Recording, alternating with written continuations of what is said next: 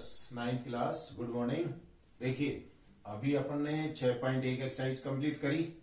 अब उसके बाद में आपके जो अगली प्रश्नावली है उसमें सबसे पहले जो उसका बेस है उसके बारे में, मतलब आप लोगों को क्या क्या चीजें आप लोगों को आनी चाहिए वो मैं आपको बताऊंगा।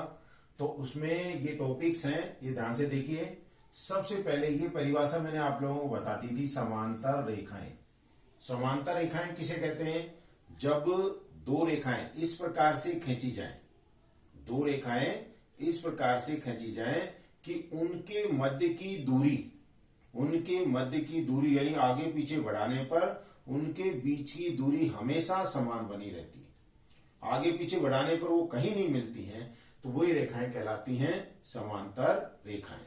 ठीक है, पहली परिभाषा होगी। समांतर रेखाएं क्या हुई? वे रेखाएं जिनको आगे पीछे बढ़ाने पर यानी कि उनके मध्य की दूरी हमेशा क्या रहती है? समान रहती है। उन रेखाओं को कहते हैं समांतर रेखाएं। इसके बाद में आती हैं तिर्यक रेखाएं। तो तिर्यक रेखाएं क्या होती है? वे रेखा या वह रेखा जो दो या दो से अधिक रेखाओं को भिन्न भिन्न बिंदुओं पर प्रतिच्छेद करती है। वह रेखा जो दो या दो से अधिक रेखाओं को भिन्न भिन्न बिंदुओं पर प्रतिच्छेद करती है वो क्या कहलाती है? तिर्यक रेखा कहलाती है। ठीक है, अब आप लोगों को जैसे ये दे रखा है, ये दो समांतर रेखाएं हैं, तो ये क्या कहलाएगी? इसमें तिर्यक रेखा होगी। ये क्या हो जाएगी? तिर्यक रेखा। फिर इसके बाद में आप लोगों के कुछ कोणों के बारे में मैं आपको बताऊंगा। ये तो मेन चीज हो गई आप लोगों की, क्या? समांतर रेखाएं, तिर्यक रेखाएं। ठीक है ना। अब इसके बाद में आप लोग देखिए कुछ कोण हैं जो नए कोण हैं आप लोगों के लिए, पहले भी आप पढ़ चुके होंगे शायद, फिर भी मैं बता देता हूं आप लोगों को। जैसे ये दो रेखाएं दे रखी हैं आप लोगों को, ये दोनों रेखाएं समांतर हैं। क्यों समांतर हैं? क्योंकि इनके बीच की दूरी आगे पीछे बढ़ा दो, आप लोग देखिए ये कहीं पर भी नहीं मिलेंगी, इसलिए इनको क्या कहेंगे? समांतर रेखाएं। और ये रेखा इनको काट रही है। ठीक है, अब ये इसको बोलेंगे तिर्यक रेखा। अब यहां पर कुछ नए कोण बन रहे हैं। जैसे मान लीजिए यहाँ पे मैंने नंबर डाल दिया, ये वाला कोण मैंने ले लिया 1, ये 2, ये कोण नंबर 3, ये 4, ये 5, ये 6, ये 7 और ये 8। ये 8 कोण बने। अब इन कोणों में क्या विशेषता है या इन कोणों में कौन सा कोण किस कोण के बराबर है और क्यों है, तो उसका रीजन आप लोग लिखेंगे। अगर कोई कोण बराबर है तो उसको आप लोगों को बताना पड़ेगा कि ये कोण बराबर क्यों है। तो यहां पर देखो, सबसे पहले तो आते हैं संगत कोण। संगत का मतलब, जैसे मान लीजिए ये कोण 1 है, ये कोण इस रेखा के ऊपर की तरफ बन रहा है, नीचे देखो इसी के स्थिति में ये रेखा हो गई, इसके स्थिति में ये वाला कोण है, तो ये दोनों कोण क्या कहलाएंगे? संगत कोण कहलाएंगे। ऐसे ही देखो, ये ऊपर की तरफ 2 बन रहा है, इधर नीचे वाली पे ऊपर की तरफ क्या बन रहा है? 6, तो ये दोनों कोण भी क्या कहलाएंगे? संगत कोण। और संगत कोणों की विशेषता होती है कि आपस में बराबर होते हैं। तो कहने वाले क्या हुआ, जैसे ये 45 का है तो ये भी कितने का होगा? 45 का। ये आपके मान लीजिए 105 का है तो ये भी कितने का होगा? 105 का। कारण क्या बताओगे? ये संगत कोण है। तो पहला आप लोगों को ये बताना है कि संगत कोण कौन कौन से हैं। तो यहां पर देखो, कोण 1, कोण 5 ये संगत कोण है। कोण 2 और कोण 6 ये भी कैसे कोण है? संगत कोण है। कोण 4 और कोण 8 ये भी कैसे कोण है? संगत कोण है। और फिर कोण 1 देखो, फिर इसके बाद में देखो ये आपने आया कौन सा? पहले 1 और फिर कौन सा आया? 5, 4 और 8, 2 और 6, 3 और 7। इस तरीके से ये क्या है? संगत कोण के जोड़े। इसके बाद में दूसरा आता है एकांतर अंतःकोण। एकांतर अंतःकोण क्या होते हैं? देखो, अगर मान लीजिए आप लोगों को इसको मिलाने से जेड की आकृति मिल जाए, इस तरीके से ऐसे मिल जाए या फिर उल्टा जेड मिल जाए, तो इस स्थिति में ये जो कोण होंगे ये कोण कहलाएंगे एकांतर अंतःकोण। क्या कहलाएंगे? ये एकांतर अंतःकोण। अब आप बनाने की कोशिश करेंगे। देखो, जैसे यहां पर यहां लेते हैं, जैसे एम से शुरू होते हैं, ये सीधे आए, फिर ये आ गए और फिर ये आ गए, तो जेड की आकृति बन गई।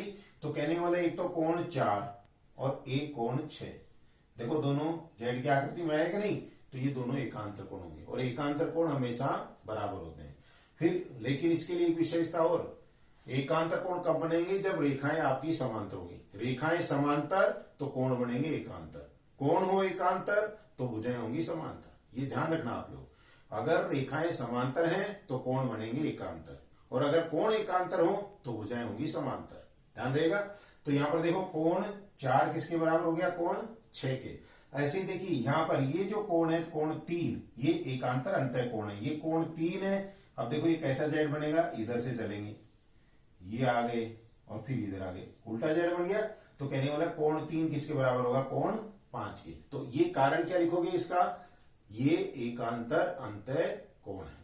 क्या है ये, एकांतर अंतः कोण।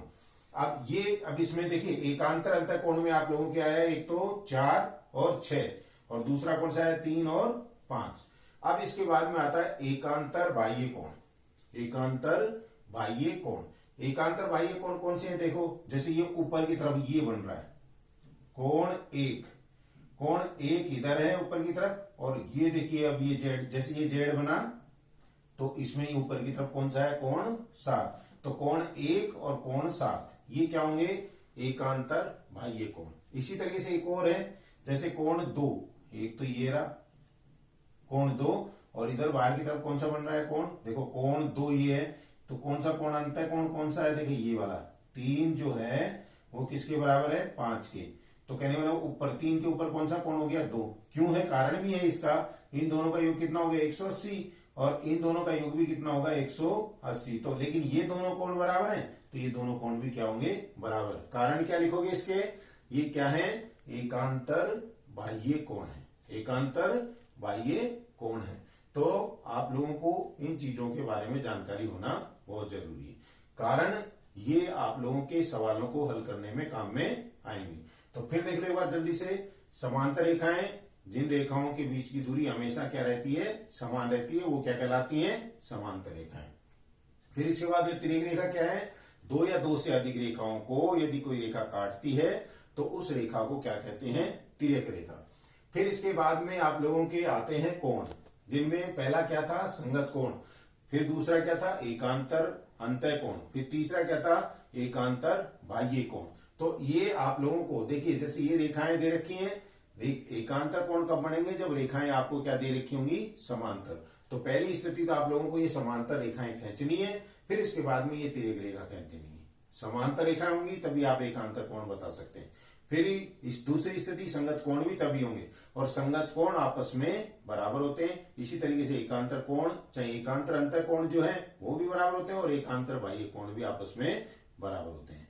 तो इन कोणों के बारे में आज आप पढ़ लेना, ठीक है ना। कल आप लोगों को इसके एग्जाम्पल बताए जाएंगे। Thank you.